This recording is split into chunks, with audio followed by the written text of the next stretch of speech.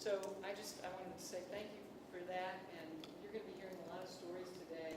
But I thought before we turn this over to Heather, who is going to lead this, and I'll introduce her shortly, I thought I'd open it up to you to see if you had any questions. And I apologize, there is a microphone here, so I should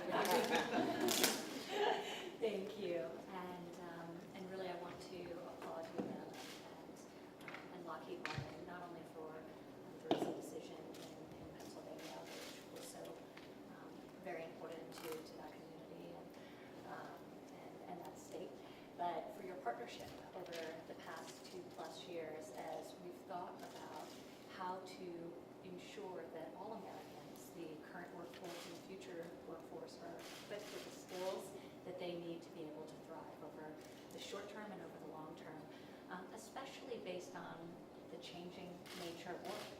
This disruption is happening in every industry, but aerospace is really entering a new frontier, so to speak. I think it's particularly fitting that we're here today in Littleton, Colorado, on the heels of the 50th anniversary of the Apollo 11 moon landing to talk about how you all are contributing and learning the skills and acquiring the skills, and how the Colorado aerospace industry in general, which I was talking with my team in the car and we were reviewing some of the numbers, but the aerospace industry in Colorado alone accounts for $3.5 billion in payroll in the state. It's enormous, it's vital. And so how we can be thinking about ensuring that that industry thrives, and obviously this administration's commitment to space is well known by all, but also how we can ensure that the next generation, through programs like apprenticeships, and I know one of your programs is a registered apprenticeship program with the Department of Labor, but how we can think about capitalizing on a moment in time where unemployment is so low across every demographic, to create pathways to great career and professional opportunities for all Americans, including those who may have been on the sidelines, who have been marginalized, including those who are in the workforce already. And there's an opportunity to retrain or teach a new trade or a new skill so that they continue to provide for their families in a meaningful way. But that is the thing that I'm most excited about. So as I travel across the country, as I visit great businesses, hearing them talking about how they're getting creative in their training and how they're seeking out portions of the workforce that may otherwise have been marginalized, and ensuring that everyone can benefit from this booming economy. Obviously, we've seen great statistics here in Colorado with wage growth, with unemployment at record lows. Since tax cuts, total of wage and salary income grew by 3.4%, which is remarkable, and the labor force participation, really importantly, is up.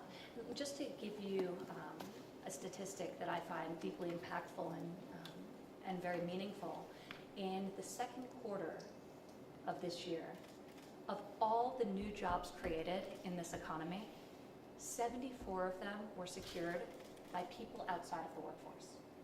Not on unemployment, but literally on the margins, who hadn't been looking for work.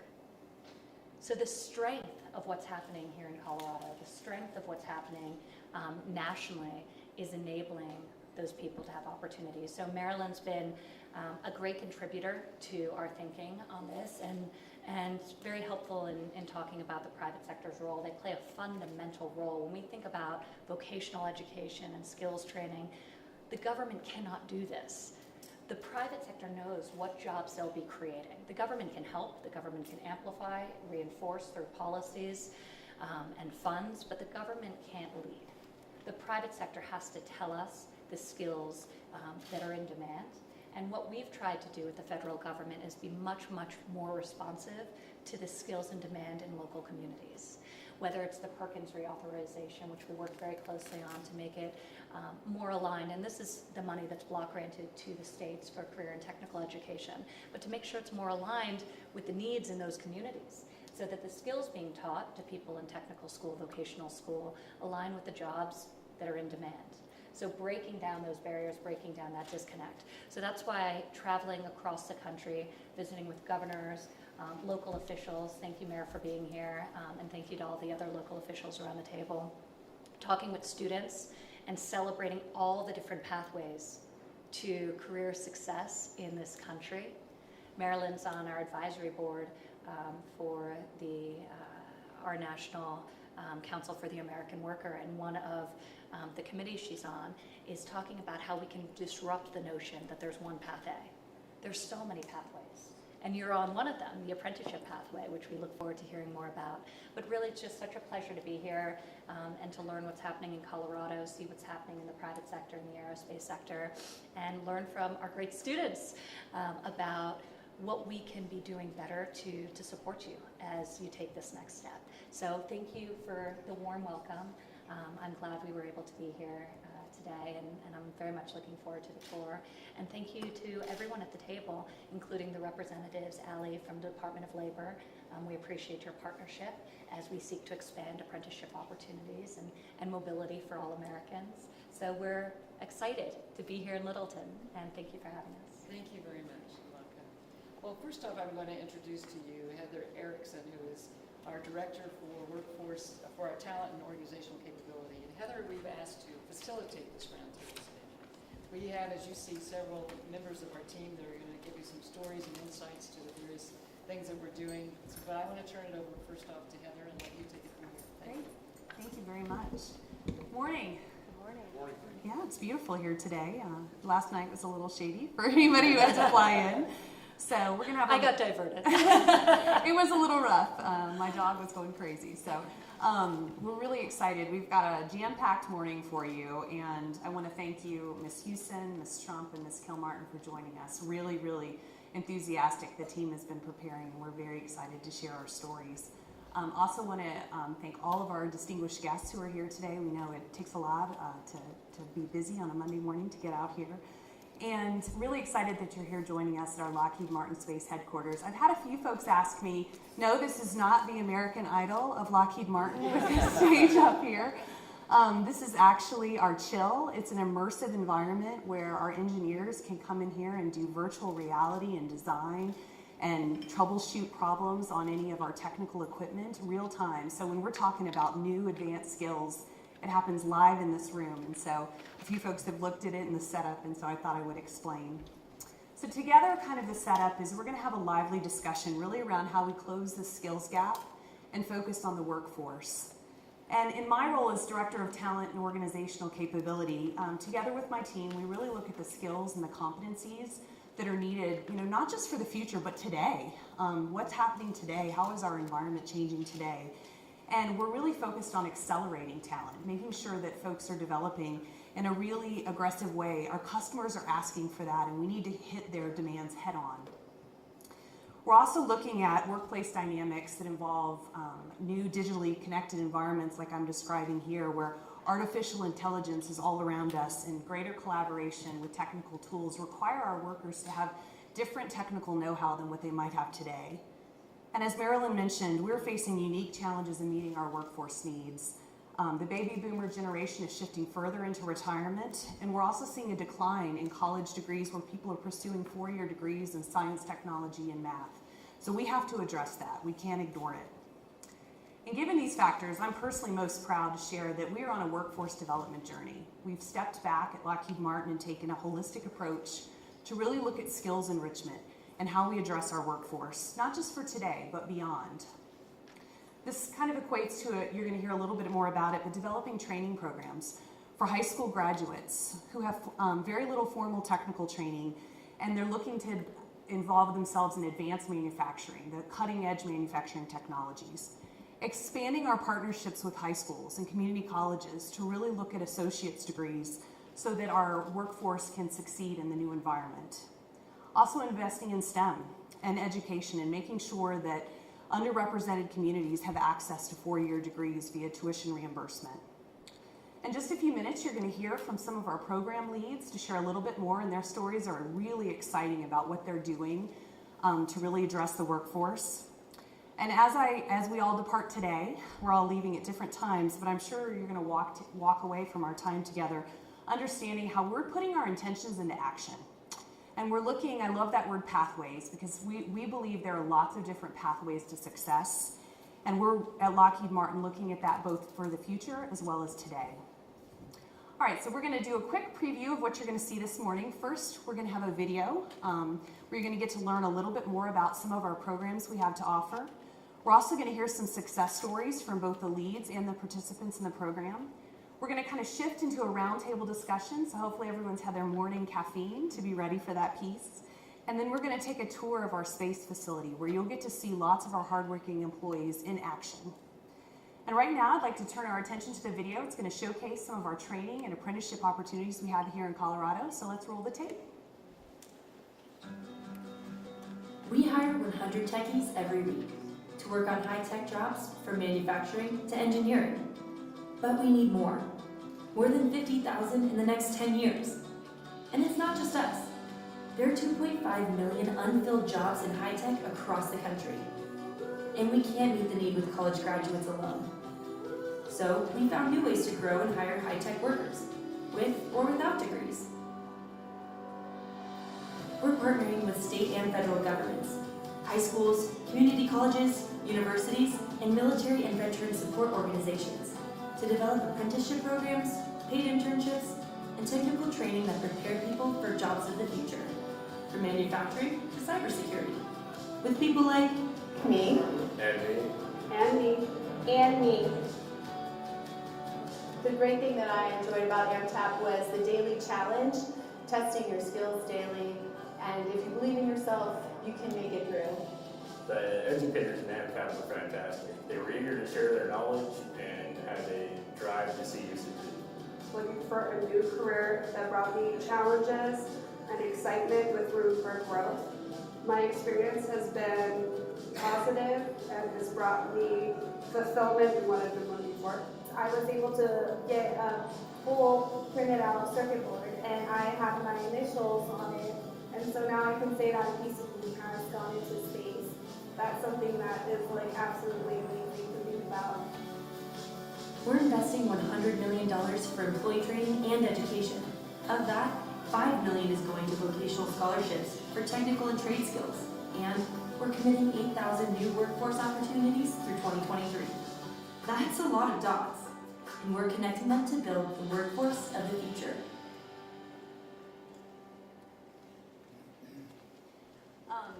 I have the great fortune of working for this company, so I will tell you, every time I see that video, I get chills and pretty big excitement, because this is what I get to do every day, is address these problems. And so I also have friends in crime who are helping us work through these big challenges. And so without further ado, I'm going to share some of the folks that you're going to meet today and hear some stories about the programs that we're representing. First is Sarah Turner. She's the program manager for Lockheed Martin's Advanced Manufacturing Technician Apprenticeship Program. You're going to hear the term AMTAP. It's because that is a mouthful to say. So for those of you who are going to walk the floor with us, you'll hear a little bit of the acronym AMTAP. We try not to use those too much, but that's one that kind of has stuck. And she is a leader in my organization as well. She's going to share a little bit about that program. Then Mark Yost is our production principal who supports our Metropolitan State Co-op University program. She's going to share a little bit about how that's all come together.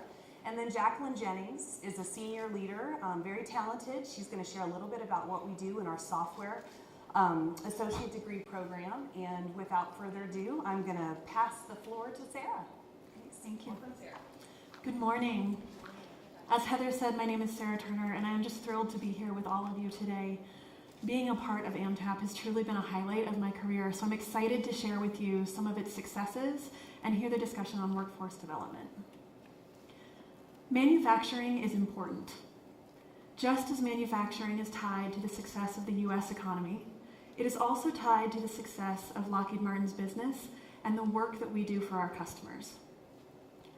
A shortage of skilled American labor could negatively impact our ability to meet our customer commitments, many of which are vital to our national security. Developing skilled manufacturers and technicians is critical. In 2015, with an aging national workforce and demographic shifts impacting the availability of technical skills, our team here in Denver recognized the need to create a workforce pipeline. The team worked in partnership with state and local governments, partnerships we maintain today, to create AMTAP, and in 2016 we welcomed our very first participants.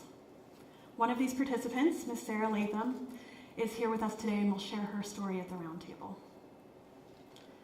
AMTAP is a gateway to an exciting career in space manufacturing. It is designed for candidates without a 4-year degree, but built on a rigorous and condensed curriculum. A 4-year degree is not necessary for all STEM-related jobs. Programs like this allow candidates to gain needed foundational skills, enter the workforce, and quickly apply those learned skills, oftentimes jump-starting a career. Throughout the 9-week upfront training of AMTAP, participants must pass a series of written and hands-on examinations, as well as complete highly technical training courses, which are determined both by Lockheed Martin and the customers we support. By graduation, AMTAP participants have developed certified manufacturing skills in electronic, mechanical, electromechanical, and optical areas, and are ready to begin working on some of our nation's most critical space missions. Aside from just learning new skills, apprenticeship programs allow candidates the opportunity to test drive a career path, something which is often not an affordable or practical option, particularly for our early career employees. With changing economic resources, the ability to afford a 4-year degree has and will continue to be a challenge for many of our young people coming out of high school. Faster, more affordable means for education and skill building will help to more qualified technicians and manufacturers enter the workforce faster. Even better, programs and investments like this are designed to benefit a full range of employees, from those students not immediately headed to college, to those ready to enter vocational trades, as well as career changers and those looking to re-enter the workforce after a break.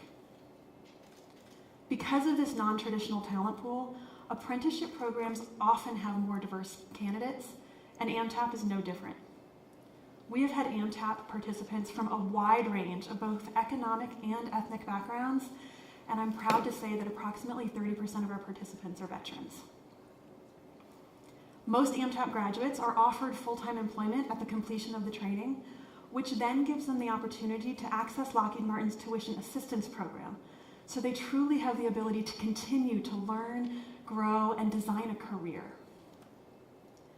As we look to the future, we will continue to grow our technical and manufacturing capacity through programs like AMTAP. In fact, last year, for the very first time, we expanded AMTAP to a new Lockheed Martin site and now have participants in Cortland, Alabama, as well as here in Waterton Canyon. Our workforce is a key enabler in ensuring that we are able to continue to provide innovative solutions and outstanding value to our customers. Continued investment in programs like this will help us to attract the right talent and develop those right skills for the future. Thank you so much for your time today. I'm going to turn it back over to Heather to introduce our next program, but I'd be happy to answer any questions that you have at the Roundtable. Thanks, Sarah. I will tell you I was fortunate to be here helping lead the design of this program, and it's just awesome. As Ms. Trump shared, it was recognized as a model for our apprenticeship, and the Department of Labor gave us that honor in November, so thank you for that. In addition to Colorado, we also have used this model, a little bit different, but used a similar model in 5 other states. So next we're going to hear from Mark Yost. Mark is a production principal, and he's been an active partner in our co-op initiative with Metropolitan State University. So Mark, would you share a little bit more with us? Good morning. Our collaboration with Metropolitan State University of Denver started in 2013. Dr. Steve Jordan, then the president of the university, traveled to Washington, D.C. to attend an educator conference. And while he was there, he heard from the Department of Commerce about the new National Network of Manufacturing Innovation Institutes, another mouthful. But he also learned that over the coming decade, there would be 3.5 million new manufacturing jobs created, but a likely shortfall of 2 million over that time period. At the same time, we were struggling here with hiring manufacturing engineers, test engineers, who had the critical digital skills that we needed for Industry 4.0. So when Dr. Jordan returned from his trip, he convened an industry advisory board, asked us to participate, and after several conversations with that group, the recommendation was to establish an aerospace and engineering sciences initiative. It would include a new advanced manufacturing sciences baccalaureate degree, a first of its kind in the nation, and a new $60 million building that would house the new program. It would be funded with a public-private partnership. So what came out of that naturally then was our co-op program, and we hired students in paid positions, part-time, during the fall and spring semester of their senior year, and then looked to convert them to full-time upon graduation. We had between 6 and 10 students during each semester over the last 4 years, a total of 32 graduates from the program. 23 have been hired full-time. Ruby Solis is one of those success stories that you're going to get to hear from here in the Roundtable. Metro State gives us a good diverse candidate pool. Half the students there are the first in their families to attend college. 42% are students of color. They are now officially recognized as a Hispanic serving institution. 67% are non-traditional, returning to school to change careers. 96% live in Colorado, and 79% of them will stay in Colorado after graduation. One of the other opportunities they have when they're here with us is they work on senior projects, do their capstone. They solve real Lockheed Martin work problems and then get academic credit for it. One of the fun things we did along the way too is we sponsored the construction of a half-scale Orion capsule that now hangs from the ceiling in the new building. We had $17,000 of philanthropic grant money. We distributed that in $1,000 scholarships to the students. The other thing then that happened with the ribbon cutting ceremony in June of 2017 at the new building, we announced a $1 million endowment that would establish an additive lab in the building and a new Advanced Manufacturing Sciences Institute. Dr. Park back here is the director of that institute. The other thing too on the curriculum, it's not just for four-year degrees. We have also a 25 credit hour certificate program that the AMTAP graduates can take, and that then will qualify them for promotion to exempt salary positions. So our program is used as a model for the Classroom to Careers initiative that Dr. Will Simpkins leads up. He's the Vice President of Student Affairs. We've been able to go ahead and expand our program beyond manufacturing. We now look to students from business management, finance, supply chain, even event management. I'm pleased to say here in this coming academic year, 2019-2020, we'll have 16 students in our program. Also, I'll be happy to answer any questions during the roundtable. Heather?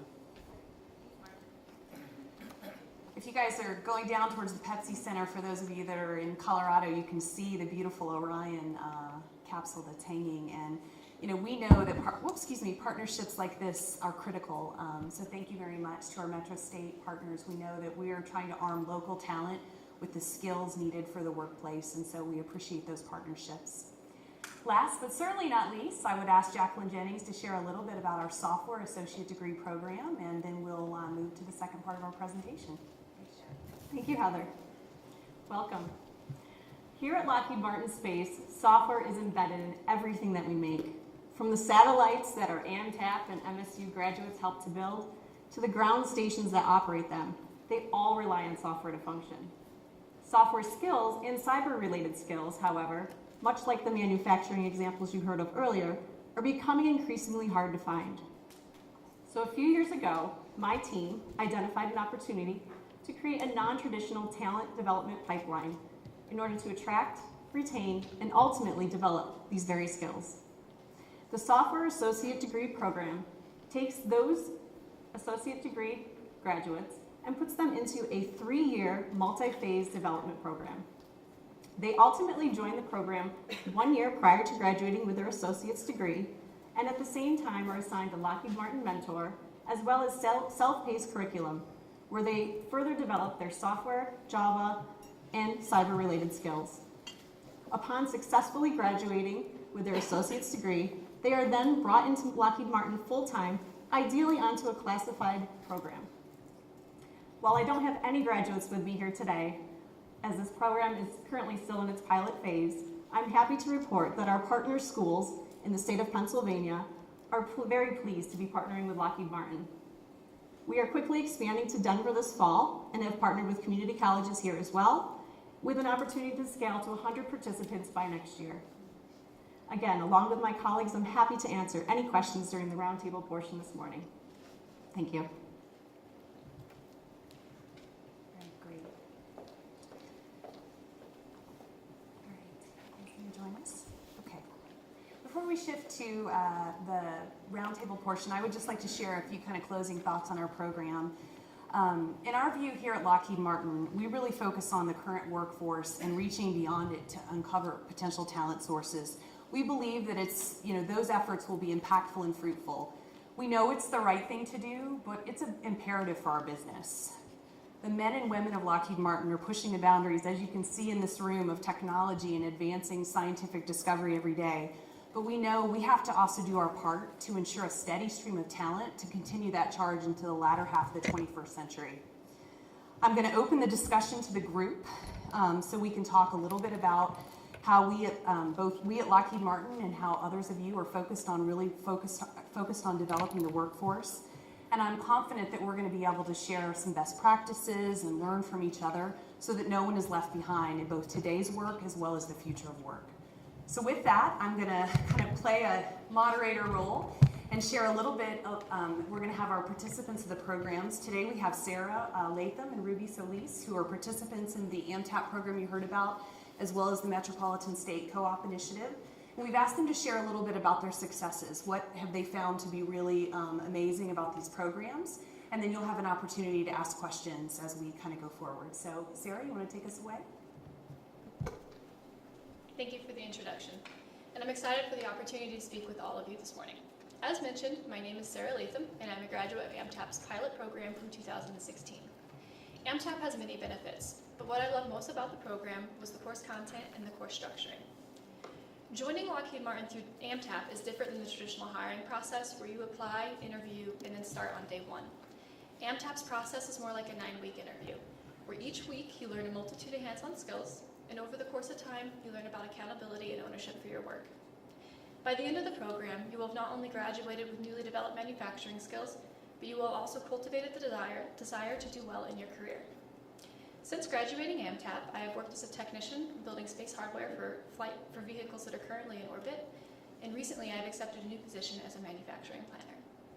Moving forward, I am eager to continue contributing to the success of our program and customers' missions, and I'm so excited to be here today, so thank you for this opportunity. I look forward to discussing the merits of the program with you.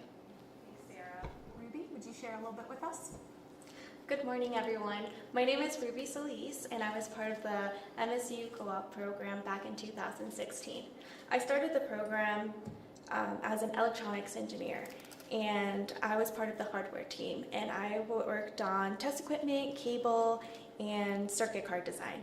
One of the things that I can take away from the program was being able to apply what I learned from the university and apply it to my work. A good example is components, such as JFETs, capacitors, and resistors. I would understand them and put them in my design for the circuit card. And once the design was complete, I would be able to send a parts list and ensure that all the components were complete and take it for my team to review. Once it got approved by the team, I was able to finish it and my drawing and stamp it off with my name, and it was time to move on to the next portion, which was actually to put the circuit card together and built it, and then it was time to test it, which is where my current role is. I am a systems integration / test engineer at the Space Electronics Center. This transition was very easy because I understood the design, whether it was circuit card or box level testing. In the end, it made it easy to understand, and it took a lot of time from this program. I took a lot from this program, and I'm looking forward to continue to grow in my career. Thank you. Thanks, Ruby. You know what I love about these two are they are examples of stories you're going to get to hear on your tour today. I have the benefit of hearing these stories over and over again, and they come to life on the page different than metrics and data. These are real life-changing stories about programs like this and how they've impacted, and two fantastic role models and women in STEM that are making an impact every day. So with that, I think we're going to shift a little bit to our open dialogue, and I'd like to start by offering the floor to Ms. Trump and see if there's any questions you might have for our participants about our programs. And yes, if you need to ask a question, you're going to use the microphones. Thank you. Excellent. Well, this has been very eye-opening, and it's wonderful to hear your stories. So Sarah and Ruby, congratulations. You're in the early steps of your career, but I have no doubt you'll be enormously successful. So thank you for sharing with us your story. I would be curious to build on what Sarah Turner had said earlier about how many of the STEM jobs that are well-paying and in demand do not require a four-year college degree. And I do think that one of the things that we're working on is disrupting that notion of one pathway. How did you become aware that there was an opportunity for you to acquire such important skills in such an in-demand industry and take an alternative path outside of four-year college?